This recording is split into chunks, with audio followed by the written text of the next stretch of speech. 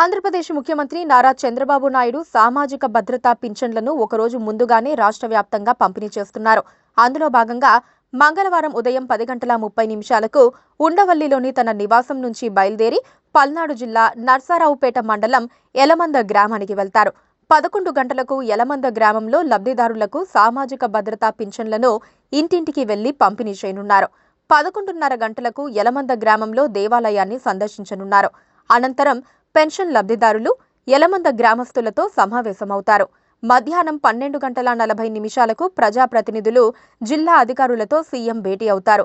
1:45 కోటప్పకొండ త్రికోటేశ్వర స్వామిని దర్శించుకోనున్నారు. తిరిగి సాయంత్రం 3 గంటలకు హెలికాప్టర్ ద్వారా సీఎం చంద్రబాబు ఉండవల్లిలోని తన నివాసానికి చేరుకుంటారు. రాష్ట్రంలో మంగళవారం ఉదయం నుంచి ముమ్మరంగా ఎన్టీఆర్ భరోసా పింఛన్ల పంపిణీ కార్యక్రమం జరుగుతోంది. 63,77,943 మందికి పింఛన్ల పంపిణీ కోసం 2,717 కోట్లు ప్రభుత్వం విడుదల చేసింది. కొత్త సంవత్సరం నేపథ్యంలో 31వ తేదీనే పింఛన్ల పంపిణీ కార్యక్రమాన్ని కూటమి ప్రభుత్వం చేపట్టింది. జనవరి 1కి ముందే పేదల ఇళ్లలో పింఛన్ డబ్బు ఉండాలని ఒకరోజు ముందుగానే పెన్షన్ పంపిణీ కార్యక్రమం చేపట్టింది. ఉదయం 10 గంటల సమయానికే 53,22,406 మందికి 2,256 కోట్లు పంపిణీ చేశారు. లబ్ధిదారుల ఇళ్లను జియో ట్యాగింగ్ చేసి పింఛన్ల పంపిణీ కార్యక్రమాన్ని అధికారులు పరిశీలిస్తున్నారు. ఇళ్ల వద్దే పింఛన్లు ఇస్తున్నారా లేదా అనే విషయాన్ని జియో ట్యాగింగ్ ద్వారా గమనిస్తున్నారు. ప్రతి ఒక్కరికి ఇంటి వద్దనే పింఛన్లు ఇవ్వాలనే ఉద్దేశంతో జియో ట్యాగింగ్ విధానాన్ని ప్రభుత్వం తీసుకొచ్చింది. కృష్ణా జిల్లా గుడివాడ 11వ వార్డులో ఎమ్మెల్యే వెనిగండ్ల రాము ఇంటింటికి వెళ్లి ఎన్టీఆర్ భరోసా పింఛన్లు పంపిణీ చేశారు.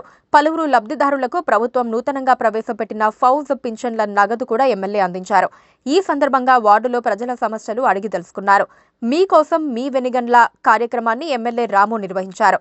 ప్రజా సంక్షేమానికి కూటమి ప్రభుత్వం కట్టుబడి ఉందని ఆయన స్పష్టం చేశారు. రాష్ట్ర ముఖ్యమంత్రి చంద్రబాబు నాయుడు ఆదేశాల మేరకు ఒకరోజు ముందుగానే పెన్షన్లు పంపిణీ కార్యక్రమంలో ప్రభుత్వ విప్ పశ్చిమ నియోజకవర్గం ఎమ్మెల్యే ఘనబాబు పాల్గొన్నారు. మంగళవారం తెల్లవారుజామున 6 గంటలకే పెన్షన్ లబ్ధిదారుల ఇంటికి వెళ్లి స్వయంగా పెన్షన్లు ఆయన అందజేశారు. న్యూ ఇయర్ కు ఒకరోజు ముందుగానే ఇంటింటికి వెళ్లి పెన్షన్లు అందజేయడంతో పెన్షన్దారులు ఆనందం వ్యక్తం చేస్తున్నారు. Please subscribe to KTV Telugu. KTV Telugu. KTV Telugu. KTV Telugu. KTV Telugu channel.